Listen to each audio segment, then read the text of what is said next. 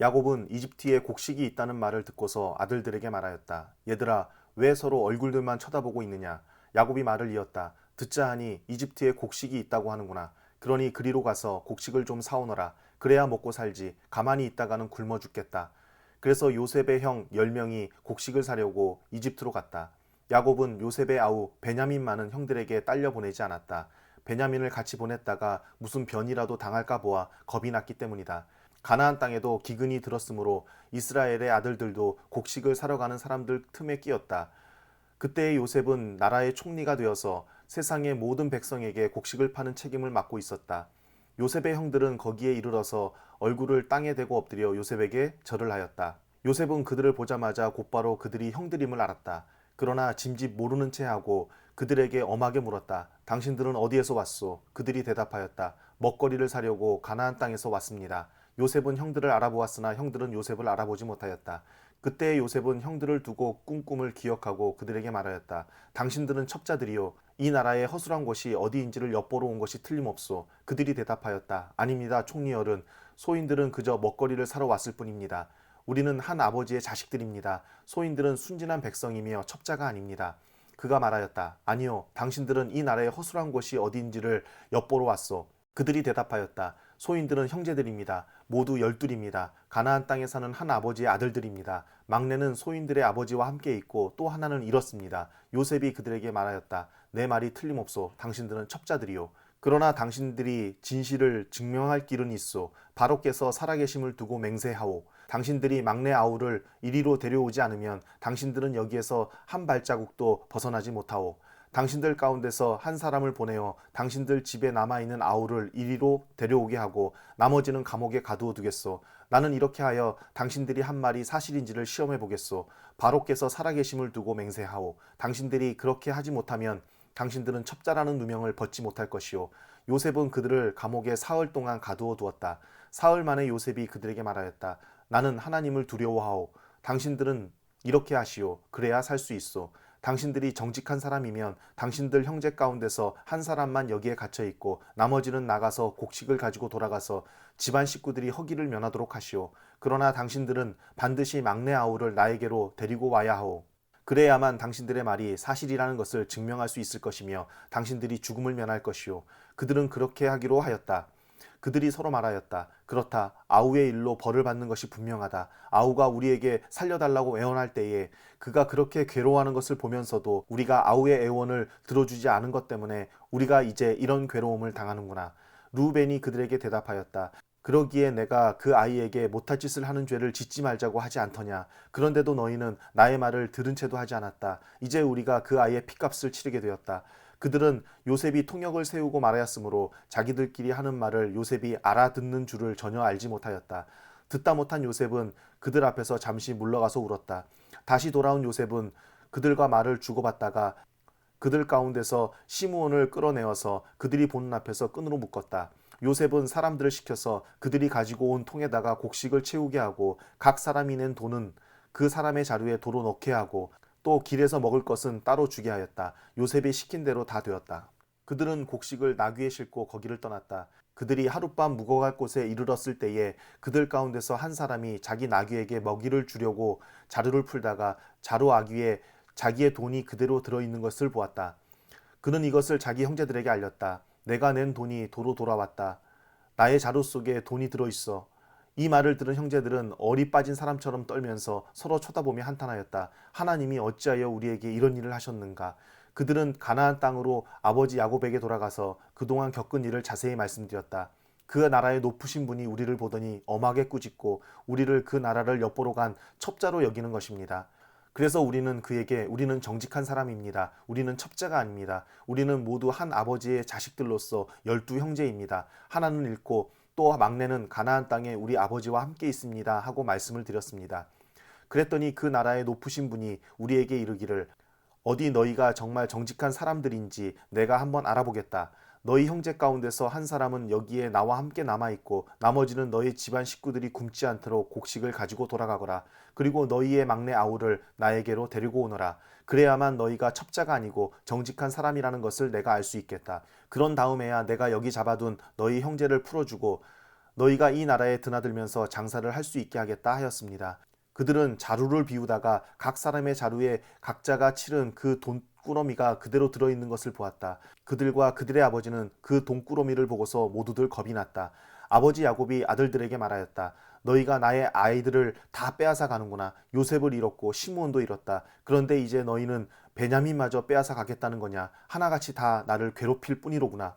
루벤이 아버지에게 말하였다. 제가 베냐민을 다시 아버지께로 데리고 오지 못한다면 저의 두 아들을 죽이셔도 좋습니다. 막내를 저에게 맡겨주십시오. 제가 반드시 아버지께로 다시 데리고 오겠습니다.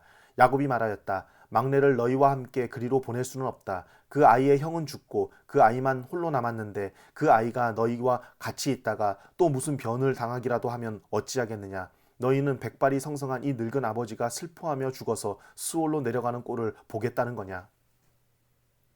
그 땅의 기근이 더욱 심해갔다. 그들이 이집트에서 가지고 온 곡식이 다 떨어졌을 때에 아버지가 아들들에게 말하였다. 다시 가서 먹거리를 좀 더 사오너라.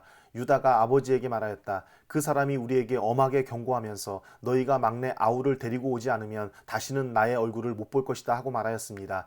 우리가 막내를 데리고 함께 가게 아버지께서 허락하여 주시면 다시 가서 아버지께서 잡수실 것을 사오겠습니다. 그러나 아버지께서 막내를 보낼 수 없다고 하시면 우리는 갈 수 없습니다. 그분이 우리에게 말하기를 너희가 막내 아우를 데리고 오지 않으면 다시는 나의 얼굴을 못 볼 것이다 하였기 때문입니다. 이스라엘이 자식들을 탓하였다. 어찌하려고 너희는 아우가 있다는 말을 그 사람에게 해서 나를 이렇게도 괴롭히느냐. 그들이 대답하였다. 그 사람은 우리와 우리 가족에 관하여서 낱낱이 캐물었습니다. 너희 아버지가 살아계시냐 하고 묻기도 하고 또 다른 형제가 더 있느냐 하고 묻기도 하였습니다. 우리는 그저 그가 묻는 대로 대답하였을 뿐입니다. 그가 우리의 아우를 그리로 데리고 오라고 말할 것이라고는 상상도 하지 못하였습니다. 유다가 아버지 이스라엘에게 말하였다. 제가 막내를 데리고 가게 해주십시오.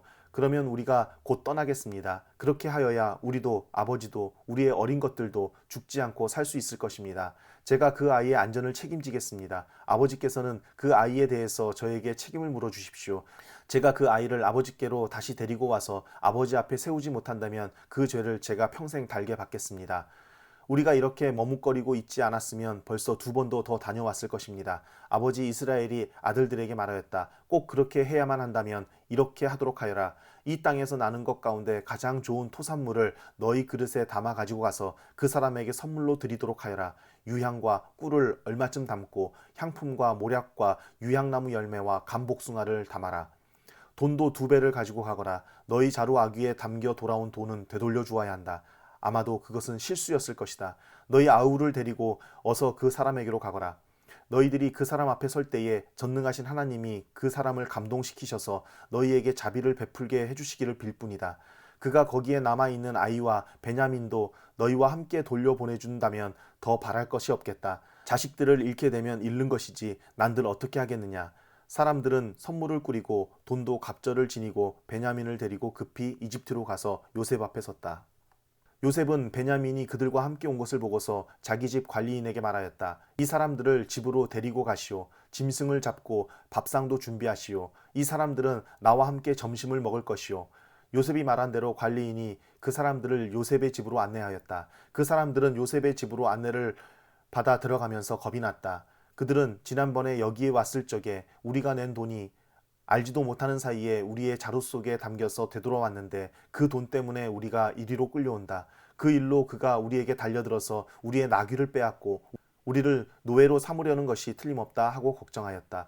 그래서 그들은 요셉의 집 문 앞에 이르렀을 때에 요셉의 집 관리인에게 가서 물었다. 우리는 지난번에 여기에서 곡식을 사간 일이 있습니다.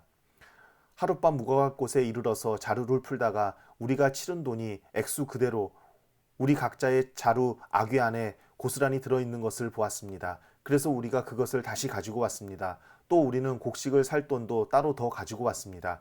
우리는 누가 그 돈을 우리의 자루 속에 넣었는지 모릅니다. 그 관리인이 말하였다. 그동안 별거 없으셨습니까? 걱정하지 마십시오. 댁들을 돌보시는 하나님, 댁들의 조상을 돌보신 그 하나님이 그 자루에 보물을 넣어주신 것입니다. 나는 댁들이 낸 돈을 받았습니다. 이렇게 말하면서 관리인은 시므온을 그들에게로 데리고 왔다. 관리인은 그 사람들을 요셉의 집안으로 안내하고서 발 씻을 물도 주고 그들이 끌고 온 나귀에게도 먹이를 주었다. 그들은 거기에서 점심을 먹게 된다는 말을 들었으므로 정오에 올 요셉을 기다리면서 장만해온 선물을 정돈하고 있었다. 요셉이 집으로 오니 그들은 집 안으로 가지고 들어온 선물을 요셉 앞에 내놓고 땅에 엎드려 절을 하였다. 요셉은 그들의 안부를 묻고 난 다음에 전에 그대들이 나에게 말한 그 연세 많으신 아버지도 안녕하시오. 그분이 아직도 살아 계시오 하고 물었다. 그들은 총리 어른의 종인 소인들의 아버지는 지금도 살아있고 평안합니다 하고 대답하면서 몸을 굽혀서 절을 하였다. 요셉이 둘러보다가 자기의 친어머니의 아들 친동생 베냐민을 보면서 이 아이가 지난번에 그대들이 나에게 말한 바로 그 막내 아우요? 하고 물었다. 그러면서 그는 귀엽구나. 하나님이 너에게 복 주시기를 빈다 하고 말하였다. 요셉은 자기 친동생을 보다가 마구 치밀어 오르는 형제의 정을 누르지 못하여 급히 울 곳을 찾아 자기의 방으로 들어가서 한참 동안 울고 얼굴을 씻고 도로 나와서 그 정을 누르면서 밥상을 차리라고 명령하였다. 밥상을 차리는 사람들은 요셉에게 상을 따로 차려서 올리고 그의 형제들에게도 따로 차리고 요셉의 집에서 먹고 사는 이집트 사람들에게도 따로 차렸다. 이집트 사람들은 히브리 사람들과 같은 상에서 먹으면 부정을 탄다고 생각하기 때문에 상을 같이 차리지 않은 것이다. 요셉의 형제들은 안내를 받아가며 요셉 앞에 앉았는데 앉고 보니 맏아들로부터 막내 아들에 이르기까지 나이 순서를 따라서 앉게 되었다. 그 사람들은 어리둥절하면서 서로 쳐다보았다. 각 사람이 먹을 것은 요셉의 상에서 날라다 주었는데 베냐민에게는 다른 사람보다 5몫이나 더 주었다. 그들은 요셉과 함께 취하도록 마셨다. 요셉이 집 관리인에게 명령하였다. 저 사람들이 가지고 갈 수 있을 만큼 많이 자루에 곡식을 담으시오. 그들이 가지고 온 돈도 각 사람의 자루 아귀에 넣으시오. 그리고 어린아이의 자루에다가는 곡식값으로 가지고 온 돈과 내가 쓰는 은잔을 함께 넣으시오. 관리인은 요셉이 명령한 대로 하였다. 다음날 동이틀 무렵에 그들은 나귀를 이끌고 길을 나섰다. 그들이 아직 그 성읍에서 얼마 가지 않았을 때에 요셉이 자기 집 관리인에게 말하였다. 빨리 저 사람들의 뒤를 쫓아가시오. 그들을 따라잡거든 그들에게 너희는 왜 선을 악으로 갚느냐? 어찌하려고 은잔을 훔쳐가느냐? 그것은 우리 주인께서 마실 때에 쓰는 잔이요 점을 칠 때에 쓰는 잔인 줄을 몰랐느냐? 너희가 이런 일을 저지르다니 매우 고약하구나 하고 호통을 치시오. 관리인이 그들을 따라잡고서 요셉이 시킨 말을 그들에게 그대로 하면서 호통을 쳤다. 그러자 그들이 그에게 말하였다. 어찌하여 그런 말씀을 하십니까? 소인들 가운데는 그런 일을 저지를 사람이 하나도 없습니다. 지난번 자루 아귀에서 나온 돈을 되돌려 드리려고 가나안 땅에서 여기까지 가지고 오지 않았습니까? 그런데 어떻게 우리가 그대의 상전댁에 있는 은이나 금을 훔친다는 말입니까? 소인들 가운데서 어느 누구에게서라도 그것이 나오면 그를 죽여도 좋습니다. 그리고 나머지 우리는 주인의 종이 되겠습니다. 그가 말하였다. 그렇다면 좋소. 당신들이 말한 대로 합시다. 그러나 누구에게서든지 그것이 나오면 그 사람만이 우리 주인의 종이 되고 당신들 나머지 사람들에게는 죄가 없소. 그들은 얼른 각자의 자루를 땅에 내려놓고서 풀었다. 관리인이 맏아들의 자루부터 시작하여 막내 아들의 자루까지 뒤지니 그 잔이 베냐민의 자루에서 나왔다. 이것을 보자 그들은 슬픔이 북받쳐서 옷을 찢고 울면서 저마다 나귀에 짐을 다시 싣고 성으로 되돌아갔다.